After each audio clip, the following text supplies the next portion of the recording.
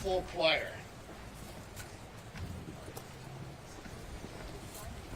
Yeah.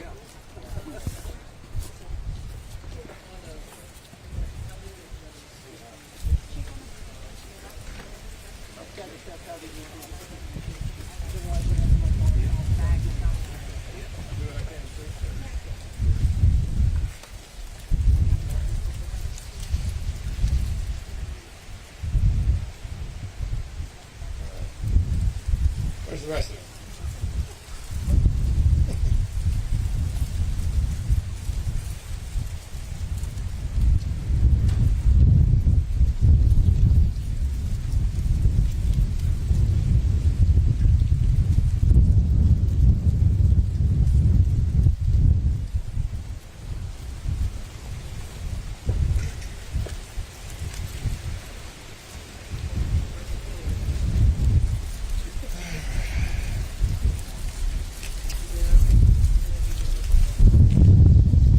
Beautiful day. Beautiful fall day.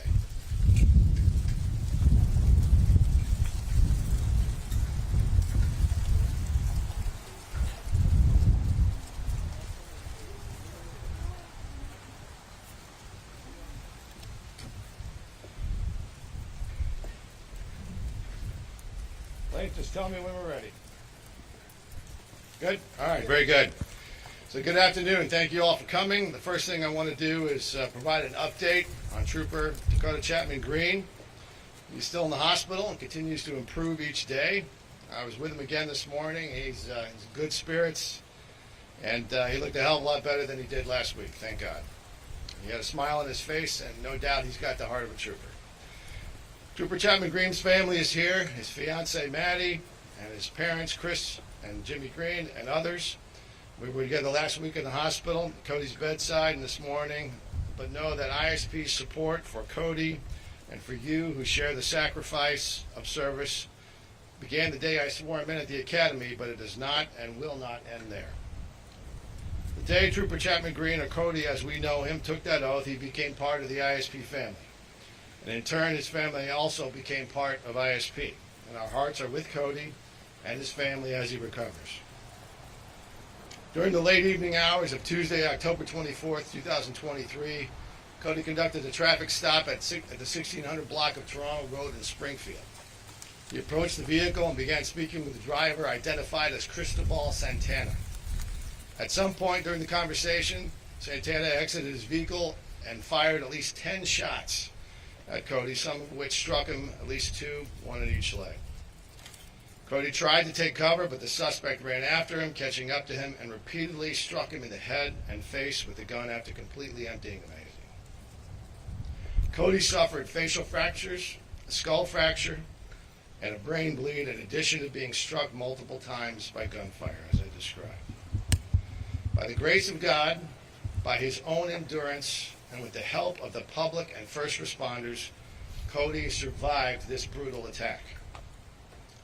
Police officers across the state take an oath to protect the lives of Illinois citizens, and too often that means facing diabolical, hateful, vicious evil that no innocent human being should ever have to face.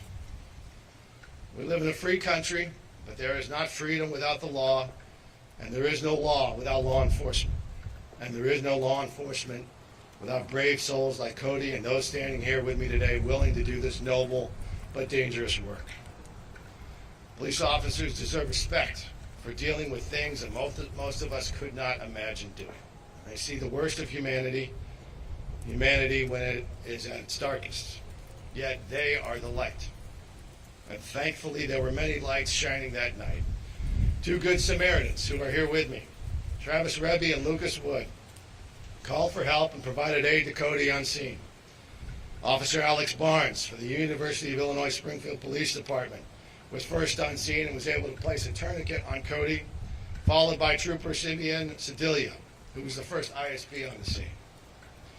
Police officers from multiple departments converged on the area in a matter of minutes to assist Cody and search for the suspect. ISP Division of Patrol officers, the ISP SWAT from the Division of Criminal Investigation, and local SWAT teams were activated along with crisis response teams. Drones and canines were also deployed. ISP, we had our plane in the air and spotted the suspect running across the road, helping officers on the ground close in and apprehend the suspect. Within 3 hours of this bloody attack on Cody, the suspect was taken into custody. On behalf of the ISP, I thank University of Illinois Springfield Police Chief Ross Owens, who is here with us, and his department, Springfield Police Department Chief Ken Scarlett and his department, Sangamon County Sheriff Jack Campbell and his department, Rochester Police Chief Tim Sommer and his department for the resources they immediately provided that night and into the early mornings. I also thank Cody's first law enforcement family from the Park District. Chief Murphy is also here for their support, as well as Fire Chief Ed Kenny and his team. Special agents from ISP's Division of Criminal Investigation and Internal Investigation, as well as crime scene investigators from the Division of Forensics, all responded and immediately began working the case. Now, this well-executed response by all ISP divisions and with the aid of our local departments helped lead to the swift capture of a violent criminal and prevented the potential of additional victims. It is also a reflection and just one example of the kind of broad professional support we see from ISP every day, and that response from ISP every day, and the kind of partnership and support we see from our local first responder partners here in Central Illinois. And thank you to Dr. Ashish Patel, who is also here with us, who was the trauma surgeon in the emergency room that night, along with other amazing medical staff at St. John's. I also want to thank Fraternal Order Police Lodge 41 for supporting Cody, his family, and the ISP at the hospital and with other assistance. Without all these people, the outcome may have been very different. And for that, I'm extremely grateful. Additionally, I would like to thank Sangamon County State's Attorney Dan Wright for his office's typical quick work in filing charges against the suspect. And now I will turn it over to him for more information about those charges. Yeah. Thank you, Director Kelly, and thank you all for being here today, and likewise a sincere thanks to all those who stand behind me in support of Trooper Chapman Green and his recovery. Following a swift and comprehensive investigation by the Illinois State Police of this violent attack on Trooper Chapman Green during the course of his duties as a peace officer, Sangamon County State's Attorney's Office filed formal charges against Cristobal Santana on October 26, 2003. The pending charges and potential penalties are as follows. It's a 5-count complaint. The first count alleging attempted first-degree murder of a peace officer. That is a Class X felony subject to 20 to 80 years in the Department of Corrections with a 25-year to life firearm enhancement because it is alleged that the defendant personally discharged a handgun during the course of this incident. And if convicted, he is facing a potential sentence of between 45 years to life behind bars. Count 2 alleges attempted first-degree murder of a peace officer, which also carries a mandatorily consecutive sentence if convicted of both counts 1 and 2 of 20 to 80 years in the Department of Corrections with a 15-year firearm enhancement. So if convicted of count 2, the defendant faces potential penalties of between 35 to 95 years in prison in addition to any sentence following a conviction on count 1. Count 3 alleges aggravated battery with a firearm to a peace officer, a Class X felony carrying between 15 to 60 years in the Department of Corrections. Count 4 alleges aggravated battery to a peace officer other than by use of a firearm. And Count 5 alleges the offense of aggravated unlawful use of a weapon. Those charges were filed on October 26th, and we likewise on the same date filed a petition to deny the defendant pretrial release pending his trial. A hearing was held, and the court made the requisite findings to grant our petition to hold the defendant in custody pending his trial. His next court appearance is scheduled for November 9th, 2023 at 9 a.m. at the Sangamon County Courthouse. Director Kelly. Thank you. Thank you, State's Attorney Dan Wright, soon to be the Honorable Judge Dan Wright. And thank you for supporting law enforcement all these years as a prosecutor, and we know you'll keep these brave men and women in mind as you make wise decisions on the bench. I would like to introduce Cody's fiance, Maddie Kinzel, and his parents, Chris and Jimmy Green. Now, Maddie's mom is to my left here. Missy Kinzel is also here with us, providing our sign language interpretation for us. So, please.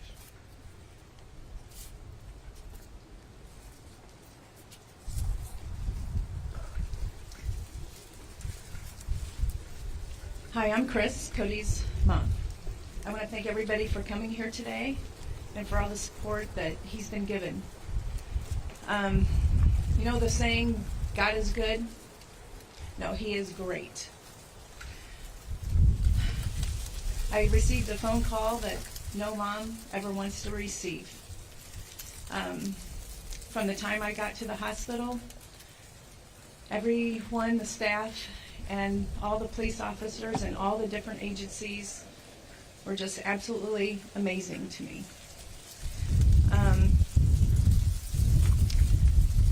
Cody has wanted to be a police officer since he was in junior high. And freshman, sophomore in high school, he decided that he wanted to be a state policeman. So he built his resume to get there. And right before he got into the academy, got accepted, we had a conversation. And I asked him if he still wanted to go through with this, being that laws are changing and how the world is today. And he looked at me and he said, Mom, I still feel like I can make a difference. And buddy, you are going to make a difference. Again, I just want to thank everybody for all the support. I cannot thank the police officers, the hospital, the people who came to his aid that evening, to the community. Oh my gosh, our community has been awesome, and so giving. So again, just thank everyone. And Cody is a super trooper. He is making great strides. Every day he is making improvement, and he cannot wait to come back to work so he can protect all of you. Thank you. Hello.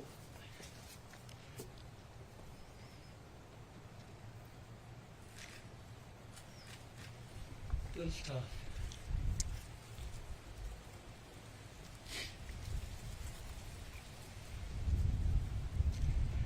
As a parent, this is your worst nightmare.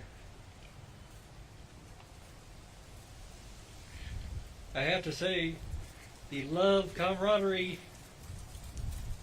and family that we were brought into the ISP is off the chart.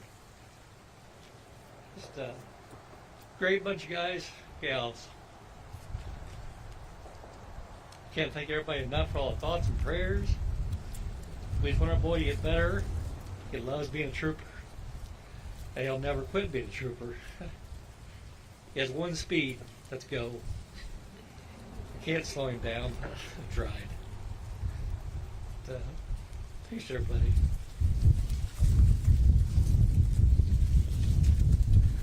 Hi.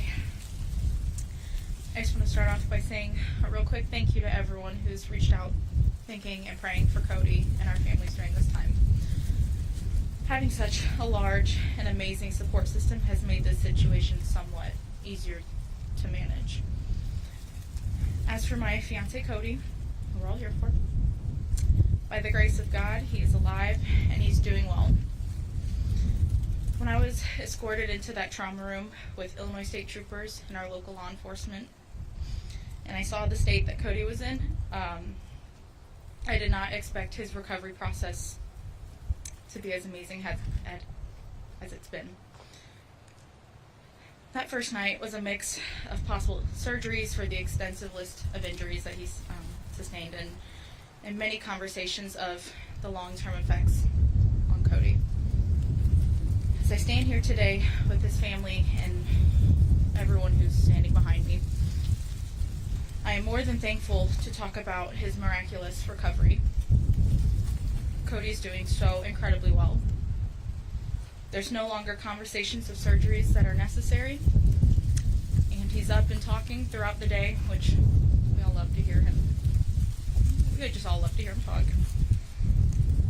He still has a long road ahead of him, but God was with him that night and protected him from the absolute worst. I have always told Cody that I am proud of the man and the Illinois State Trooper that he is. I don't think I have ever been more proud of him than I am right now. Please thank your first responders and all of law enforcement for what they do to keep all of us safe. Thank you again.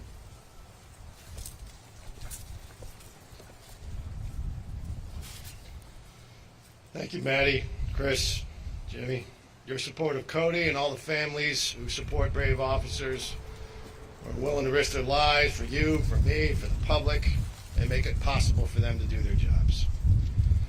It's written in Matthew that blessed are the peacekeepers, for they shall be called the children of God. As everyone has said here, no doubt God was watching over Cody that night. Our Division of Criminal Investigation, Internal Investigation, special agents continue to work the case, so there are some questions yet to be answered, but we will share information with you as we can and as soon as we can. And we're happy to answer questions with limited within those limitations, but it will take a few questions before we get everybody back inside where they can warm up. Director, did the suspect have a valid police card at any time? That's information that is protected by Illinois state law, but there will be an appropriate time and a place where that will be publicly made available. We'll try to get you documents that get you an answer to that question as soon as they're within the public domain. That's a state law about what we can and can't answer. Director, Mr. Santana was pulled over. Was he notified that he was a potential murder suspect in Chicago? So it's already a matter of public information that CPD has confirmed, and it's in other open sources that the individual that has been charged by State's Attorney Wright is also a person of interest in a homicide case in Chicago. That is, I can confirm that is the case, and at an appropriate time and place within either a preliminary hearing or trial, or in the event that they take some action in that venue, that information can be further verified. But I would refer the specifics of that particular case and that investigation to our partners at CPD. Director Kelly. I guess, why exactly were Illinois State Police out looking for Cristobal Santana that night? Is there any indication that was given by Chicago police during the murder homicide investigation? And then why were they out? So our people are out all day, every day, 24/7, 365, and they use whatever information they have available to them through a variety of sources, whether it's through license plate readers, whether it's through our lead system, whether it's through direct communication with our partners and other law enforcement agencies to be able to identify potential threats to public safety. They can run the gamut from anything from drug trafficking all the way up to someone who may be a person of interest in a homicide. That type of information is shared through a variety of intelligence sharing mechanisms that we have, and in this particular case, I'm sure the specifics of those facts will come out within the process that's in the courtroom.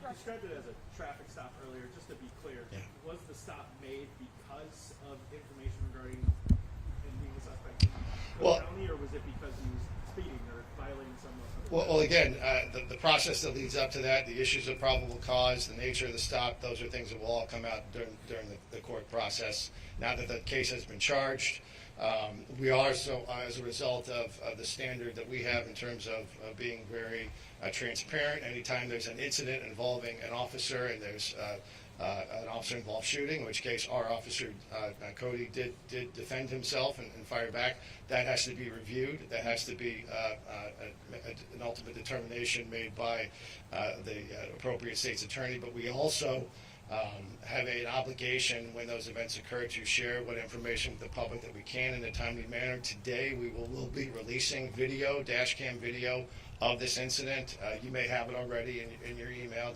the link to it, but at the conclusion of this press conference, we will be providing that video. Some of the questions you're raising in terms of the context of these events that I described here, to the extent that I can describe them in a public setting, you'll have more context within those videos. Can you describe what that video shows, just in your own words, from What I just said here, that's is exactly what it shows.